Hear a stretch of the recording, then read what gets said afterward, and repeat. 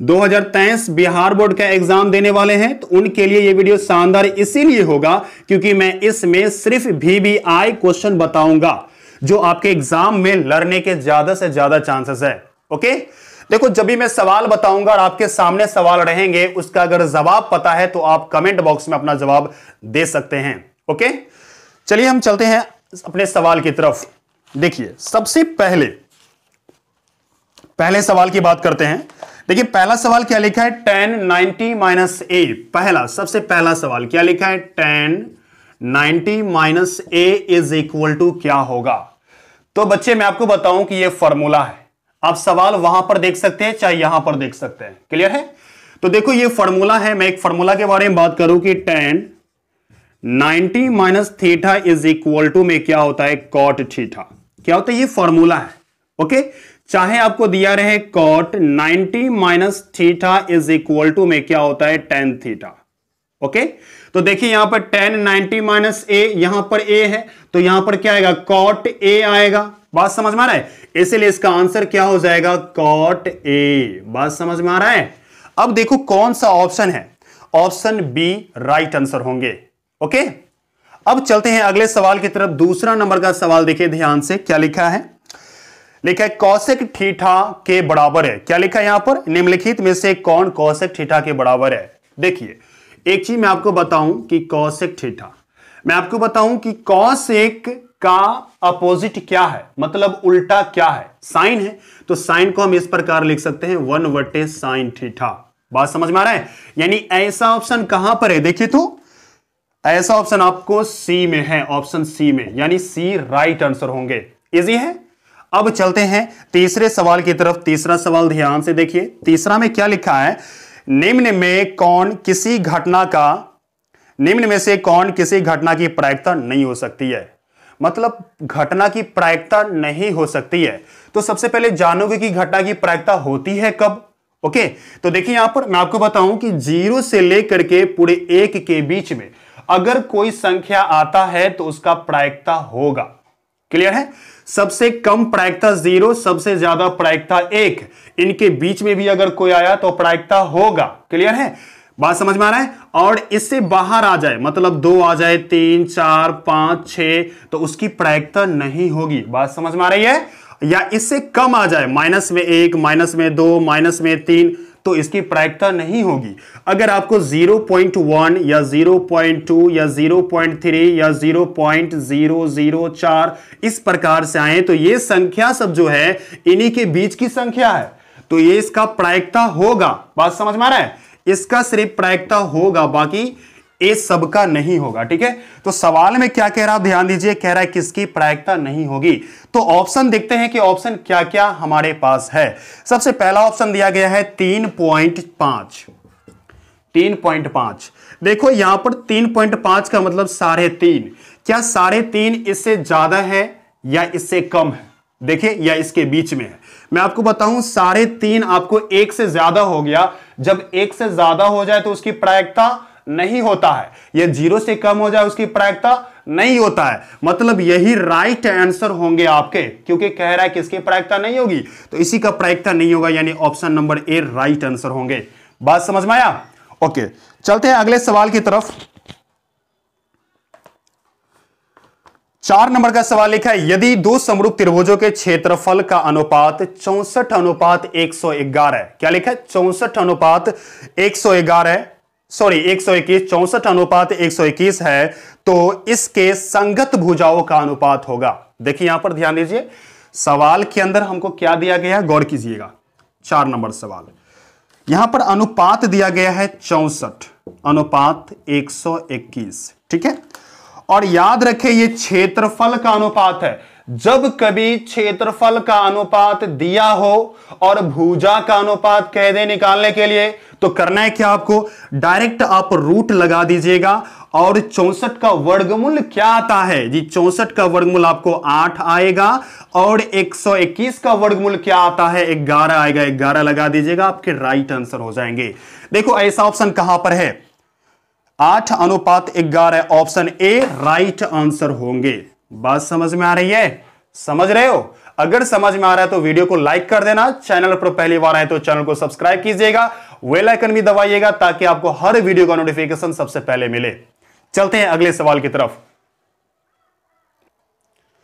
बच्चे चलिए 5वें नंबर के सवाल को देखते हैं। यहां पर 5वां नंबर सवाल क्या लिखा है, ध्यान दीजिएगा। देखा, यदि बहुपद px बराबर एक्स स्क्वायर प्लस में 7x प्लस 10 बात समझ में आ रहा है? मतलब क्या दिया गया, px एक्स स्क्वायर प्लस में 7x प्लस में 10, ये हमको दिया गया है, ठीक है। और लिखा है के शून्यंक अल्फा बीटा हो तो अल्फा इंटू बीटा क्या होगा। इसका शून्यंक जो है मतलब x का मान जो है आपको अल्फा बीटा दिया गया है, ठीक है। तो इसका अल्फा इंटू बीटा क्या होगा। अब देखो अल्फा इंटू बीटा इसको कहते हैं, अल्फा इंटू बीटा ये क्या होगा। तो ध्यान दीजिए, इसके पहले कुछ नहीं है तो ये आपके एक a हो जाएंगे, ये आपका b हो जाएगा, ये आपका c हो जाएगा। बात समझ में आ रहा है? ये आपके a और ये b ये c, बात समझ में आ रहा है? ध्यान दीजिएगा, एक्स स्क्वायर को छोड़ के ये आपका a और x को छोड़ करके ये आपका b, यानी आपका, और ये वाला क्या होगा आपका c होगा। क्लियर है? तो याद रखिएगा अल्फा इंटू बीटा का फॉर्मूला होता है c बट्टा a। क्या होता है याद रखिएगा, c बट्टा a, c बट्टा a। तो c आपका कितना है, c आपका कितना है 10 है तो 10 लिखिए, और a कितना है आपका 1 है तो 1 लिखिए। मतलब 1 लगा भी सकते हो हटा भी सकते हो, तो हटा दीजिए यहां पर तो आपको बचेंगे सिर्फ 10। बात समझ में आ रहा है? क्लियर? तो आपका ये आंसर कौन सा है, ऑप्शन सी राइट आंसर होंगे। बात समझ में आया? इजी है। ओके, चलिए 6 नंबर के सवाल को देखते हैं। 6 नंबर के सवाल को तो आप रट जाओ। क्या लिखा है यहां पर, कॉस पाई बट्टा में 3, इसका आंसर हो जाएगा 1/2। इसे रट जाओ, ये फॉर्मूला आपके। बात समझ में आ रहा है? कॉस पाई बट्टा 3 इज इक्वल टू क्या होता है 1/2। इजी है। ओके, आगे की तरफ चलते हैं। 7 नंबर में लिखा, 7 नंबर में बहुत आसान सवाल है। लिखा बहुपद y क्यू माइनस में 2x Q minus √3 by plus 1/2, इसका घात क्या होगा। देखो जब भी सवाल के अंदर घात कहे, घात जानते हो ना, देखो यहां पर जैसे कि मैं मान लूं यहां पर कि 2x का पावर क्यू प्लस में 2x स्क्वायर प्लस में 7x प्लस में 10, ठीक है, इस प्रकार से दिया गया, ठीक है। तो घात इसका क्या होगा, देखो घात तो ये भी है, ये भी है और यहां पर ये भी है, लेकिन घात उसको मानेंगे जो सबसे बड़ा हो। तो सबसे बड़ा क्या है आपका 3 है, तो आपके घात 3 हो जाएंगे। बात समझ में आ रही है? तो इस सवाल में देखो यहां पर y का पावर 3 सबसे ज्यादा 3 है, इसीलिए आपका 7 नंबर का राइट आंसर हो जाएगा और 3। बात समझ में आ रहा है? 3 का ऑप्शन कौन सा है, देखिए ऑप्शन सी राइट आंसर होंगे। इजी है? क्लियर? ओके, अगले सवाल की तरफ चलते हैं। किसी बाह्य बिंदु से वृत्त पर कितनी स्पर्श रेखा खींची जा सकती है। देखो सबसे पहले जानेंगे कि स्पर्श रेखा क्या होता है। देखिए आपके पास एक सर्कल है और सर्कल के बाहर एक बिंदु है, इससे कई गो स्पर्श रेखा, स्पर्श का माने कई गो रेखा खींच सकते हैं जो सिर्फ वृत्त को टच करके चला जाए, वृत्त को टच करके चला जाए। तो देखिए यहां पर ऐसे होगा, क्या टच करके चला गया, देखो यहां पर यह है क्या टच करके चला गया, इसके अलावा और कोई भी रेखा नहीं है जो इसको टच करके चला जाएगा। बात समझ में आ रहा है? इसलिए हम क्या कहेंगे, किसी भी वृत्त के बाहर से मात्र 2 स्पर्श रेखा खींच सकते हैं, यानी इसका राइट आंसर आपको होने वाला है ऑप्शन बी। 8 नंबर का राइट आंसर होगा option B. Are you getting my point? बात समझ में आ रहा है क्या? एक वृत्त में बाहर बिंदु से कितनी स्पर्श रेखा खींच सकते हैं, सिर्फ 2, इससे ज्यादा नहीं। क्लियर है? बात समझ में आ रहा है? ओके, चलते अगले सवाल की तरफ। 9वां नंबर सवाल क्या लिखा है यहां पर कि निम्नांकित में कौन बहुपद नहीं है। इसका राइट आंसर होगा ऑप्शन बी। क्या हो जाएंगे? Option B. ओके, यानी कि x प्लस में 1/x, ये क्या हो जाएंगे, द्विघात, ये आपके द्विघात बहुपद नहीं है। बात समझ में आया? इजी है? ओके, चलते हैं बच्चे। यहां पर 10वां नंबर सवाल लिखा है कि संचय बारंबारता वक्र कहलाती है। इसको तो रट जाओ, रट ही जाओ। जी संचय बारंबारता को क्या कहते हैं पता है? त्वरण कहते हैं। क्या कहते हैं? त्वरण। त्वरण आपके पहला ऑप्शन में, यानी पहला ऑप्शन आपका सही है। बात समझ में आ रहा है? तुरंत आपका राइट आंसर होगा। ओके, लिखा आर त्रिज्या वाले अर्धवृत्त की परिमिति होती है। आर त्रिज्या वाले अर्धवृत्त की परिमिति होती है। यह भी फॉर्मूला है, इसको भी आप याद कर लीजिए अच्छे प्रकार से। इसका राइट आंसर होगा पाई आर प्लस में फिर क्या लिखा है 2r। इसे जरूर याद कर लो। यह हुआ है कैसे मैं आपको बता दूं। कोई आपके पास अर्धवृत्त है, क्या है अर्धवृत्त है, बात समझ में आ रहा है। इसकी त्रिज्या क्या है r है और ये भी आपके r है। अगर पूरे वृत्त की त्रिज्या, अगर पूरे वृत्त की परिधि अगर हम जाने तो क्या आता है 2 पाई r आता है। बात समझ में आ रहा है। अगर आधा कर ले तो 2 से काटेंगे, साथ में ये ब्लाड ये दोनों जुटेगा, यानी प्लस में क्या हो जाएंगे, प्लस में ये हो जाएंगे 2r। क्लियर, यानी कि ये आपके राइट आंसर होंगे, यानी pi r plus 2r, pi r plus 2r। इसका राइट आंसर क्या होगा, ऑप्शन सी है क्या। हाँ जी, ऑप्शन सी है। आप ऑप्शन सी पे मारिए क्लिक। ओके, इजी है। आगे की तरफ चलते हैं। 12 नंबर का सवाल लिखा है कि त्रिभुज एबीसी में त्रिभुज एबीसी पहले बना लो फास्ट। देखो मैंने त्रिभुज एबीसी बना लिया, इसका नाम ए है और बी है, सी है। क्लियर है, एबीसी बना लिया और लिखा है ए बी 6√3 दिया गया है। A B 6√3। ओके, उसके बाद लिखा है ए सी क्या दिया गया 12। ए सी क्या दिया गया ये 12 लिख लीजिए। ओके, और बी सी कितना दिया गया यहां पर 6 दिया गया, तो बी क्या होगा, ये बी क्या होगा। ठीक है, तो एक चीज मैं बताऊं, इसको चेक करने के लिए बी के सामने वाला भुजा को हम एक चीज देखो ध्यान से, बी के सामने वाला भुजा को मैं मान के चलो कि कर्ण है। क्या है, कर्ण।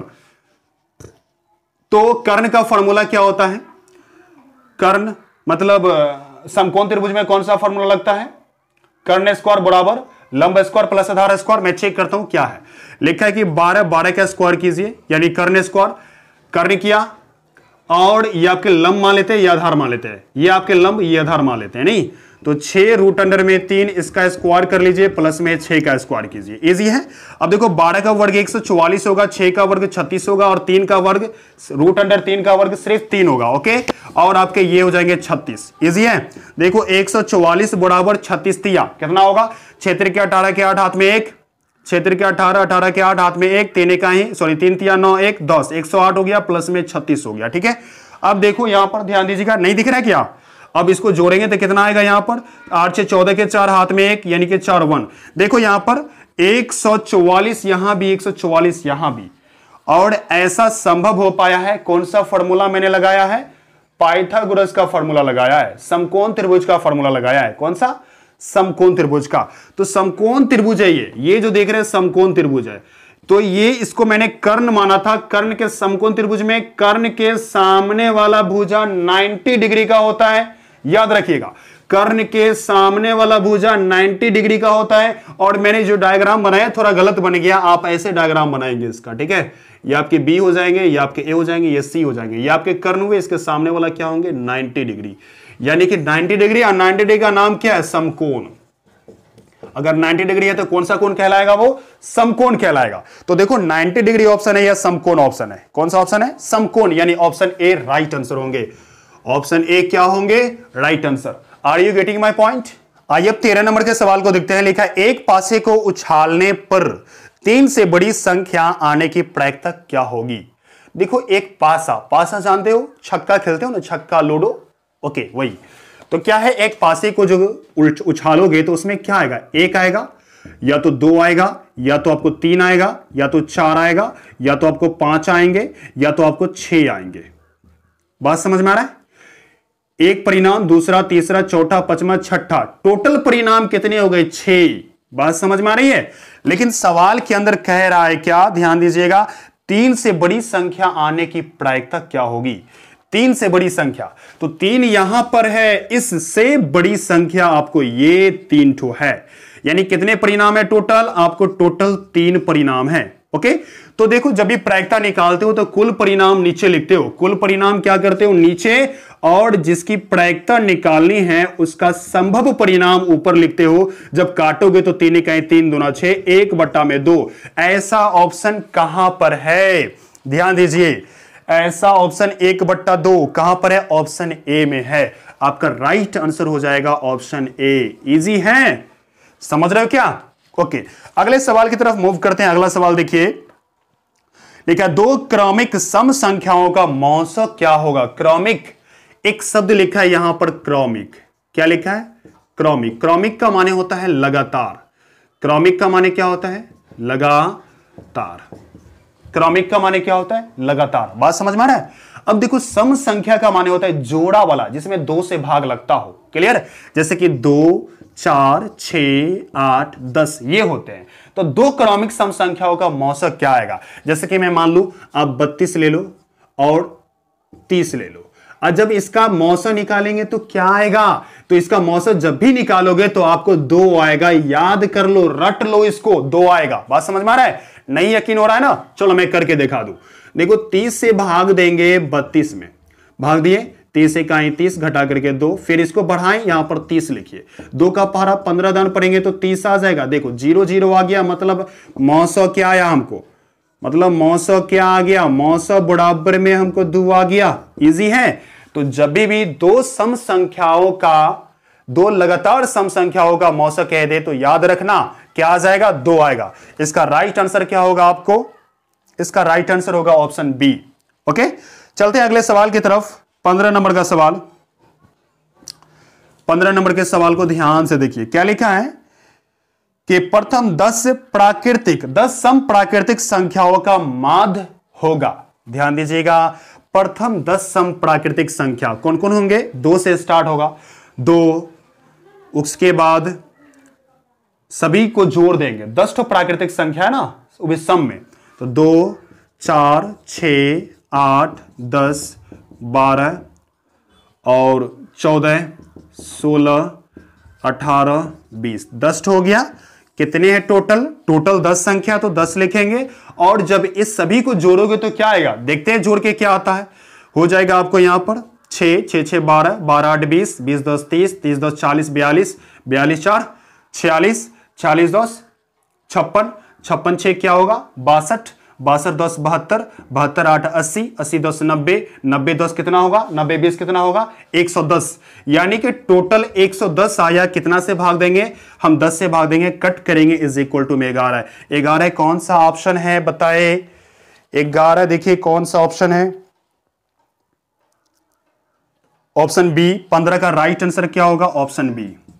ऑप्शन बी में 11 है। बात समझ में आ रही है। देखो जब एग्जाम दोगे नो तो एग्जाम के अंदर पूरे आपको सतर्क तक से रहना पड़ेगा, ठीक है। एकदम फास्ट फास्ट आपको गुना करना पड़ेगा, फास्ट फास्ट जोड़ना पड़ेगा। जैसे मैंने अभी जोड़ के दिखाया ना, आप इससे भी फास्ट कर सकते हो, लेकिन जब प्रैक्टिस करोगे तब। ओके, तो प्रैक्टिस जरूर कीजिएगा। चलिए अगले सवाल की तरफ मूव करते हैं। देखो 16 नंबर का सवाल दिया गया है। आपको पता होना चाहिए 16 नंबर का सवाल 100% रहेंगे तो रहेंगे। अगर ये नहीं रहा तो इस प्रकार का नंबर चेंज करके इस प्रकार से जरूर रहेगा, ठीक है। तो चलिए बात करते हैं क्या है साइन। ध्यान दीजिए 16 नंबर का सवाल लिखा साइन 18 डिग्री। इसका ट्रिक समझिएगा, ध्यान दीजिए कैसे बनानी है। साइन 18 डिग्री बट्टे में क्या लिखा है, कॉस 72 डिग्री। मैंने कहा ना एक एक चीज उतार देंगे आपके दिमाग में, दिल में, दोनों जगह। ओके, तो देखो सबसे पहले करेंगे क्या कि इसको हम जांचेंगे कि 90 हो रहा है कि नहीं। जोड़ने पर 90 हो रहा है क्या, 72 18 कितना होता है 90 होता है। जब भी 72 18 90 हो जाए तो आपको करना है क्या, उन दोनों में से किसी एक को चेंज कर देना है। कैसे चेंज करेंगे ध्यान दीजिएगा। एक फॉर्मूला आता है, ध्यान दीजिए, साइन 90 माइनस थीटा वाला। ये फॉर्मूला लगा करके आप चेंज कर दीजिए, ठीक है। देखिए कैसे, sine 90 minus theta is equal to में क्या होता है, कॉस थीटा।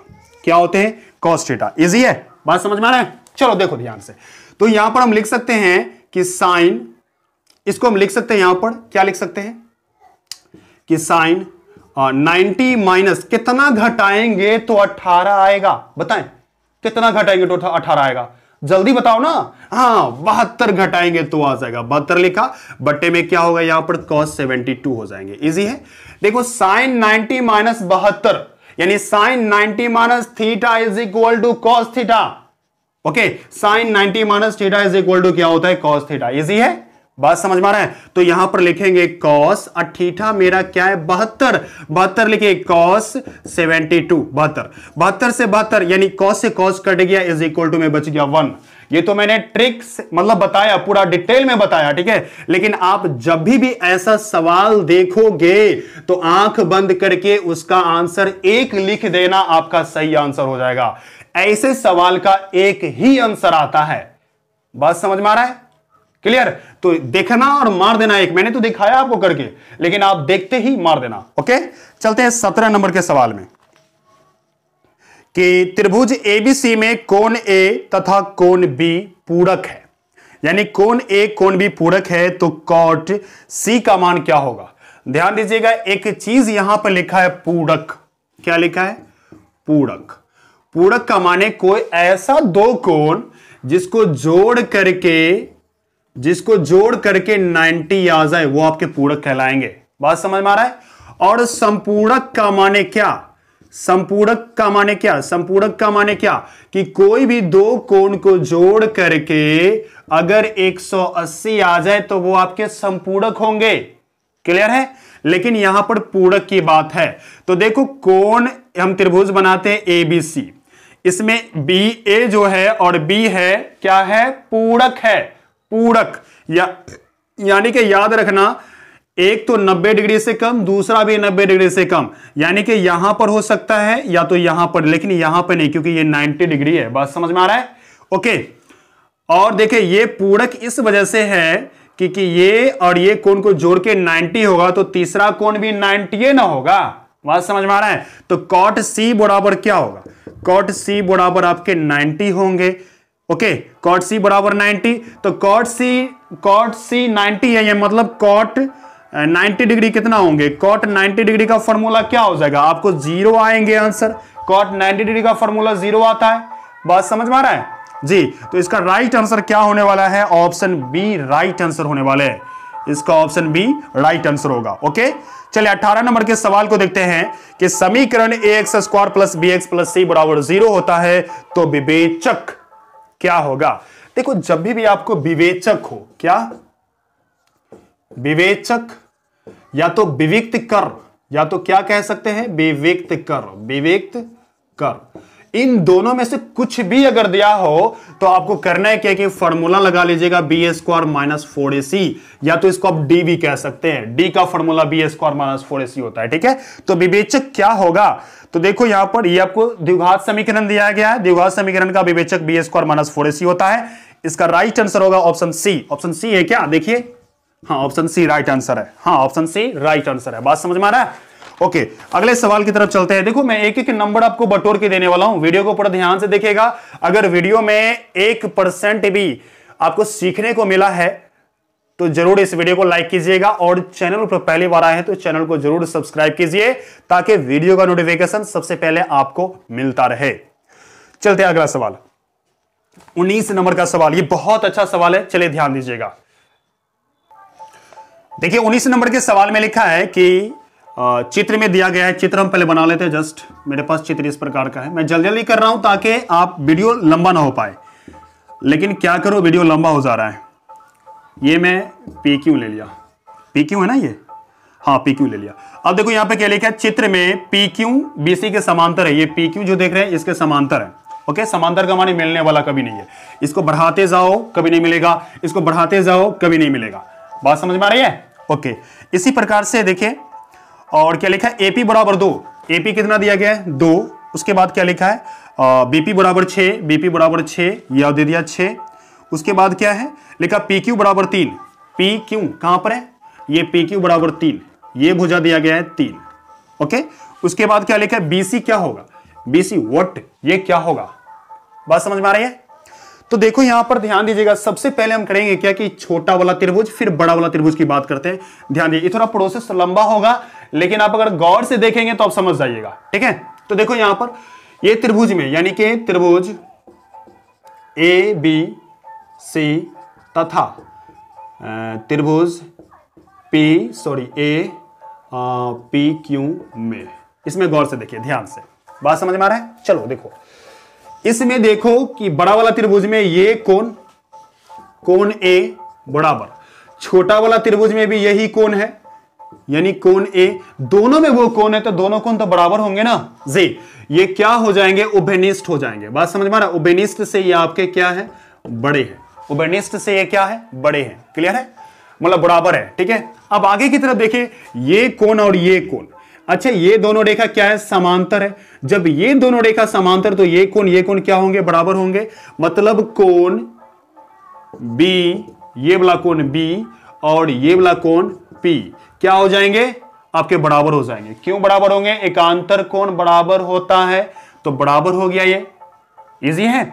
ओके, जब भी त्रिभुज के अंदर दो कोण अगर बराबर हो जाए, जब भी त्रिभुज के अंदर दो कोण अगर बराबर हो जाए तो वो त्रिभुज क्या कहलाता है, समरूप कहलाता है। त्रिभुज ए बी सी समरूप, त्रिभुज ए पी क्यू, ये आपके समरूप कहलाएंगे। बात समझ में आ रहा है। और जब समरूप कहलाएगा तो इसका संगत भुजाओं का अनुपात बराबर होता है। बात समझ में आ रहा है, संगत भुजाओं के अनुपात क्या होते हैं, बराबर होते हैं। तो देखो यहां पर डायरेक्ट हम कर लेंगे क्या कि ए पी, छोटा वाला त्रिभुज, बड़ा वाला त्रिभुज ए बी लिख लिया, बराबर छोटा वाला त्रिभुज पी क्यू बट्टे बड़ा वाला त्रिभुज बी सी। इजी है। तो ए पी का मान कितना दिया गया है, 2 ले लो, और ए बी का मान, ए बी यहां से यहां तक है, ये पूरा मान इसको जोड़ दीजिए, पूरा मान निकल जाएगा यानी 8 बराबर। पी क्यू का मान कितना मेरे पास दिया गया है, 3। बीसी का मान क्या है मेरे पास पता नहीं ना, बीसी का तो निकालना है ना जी। क्रॉस गुना करते हैं तो हमको आ जाएगा 2BC बराबर, ऐसे गुना करते हैं तो 8 तिरके 24, यानी कि BC बराबर 24 बट्टे में 2 काटेंगे तो 12। आपका कौन सा आंसर है, 12। देखिए कौन सा ऑप्शन है, 12 ऑप्शन डी राइट आंसर होंगे। ऑप्शन बी, ऑप्शन डी क्या होगा, राइट आंसर होगा। ओके, किसी घन का किनारा एवं उसके विकर्ण की लंबाई का अनुपात क्या होगा। ठीक है, तो देखो यहां पर किसी घन का किनारा मैं मान लिया कि भुजा, मेरा भुजा, किसी घन का भुजा क्या है, मैंने मान लिया ए। बात समझ में आ रहा है। अब उसके विकर्ण, विकर्ण का फॉर्मूला होता है √3 भुजा। क्या होता है, √3 भुजा। बात समझ में आ रहा है, यानी कि रूट में 3 और भुजा, इसका अनुपात बट्टे को कहते हैं। तो हमारे पास हो जाएगा √3 और भुजा ए से ए कट गया, हमारे पास बच गया 1 बट्टा √3।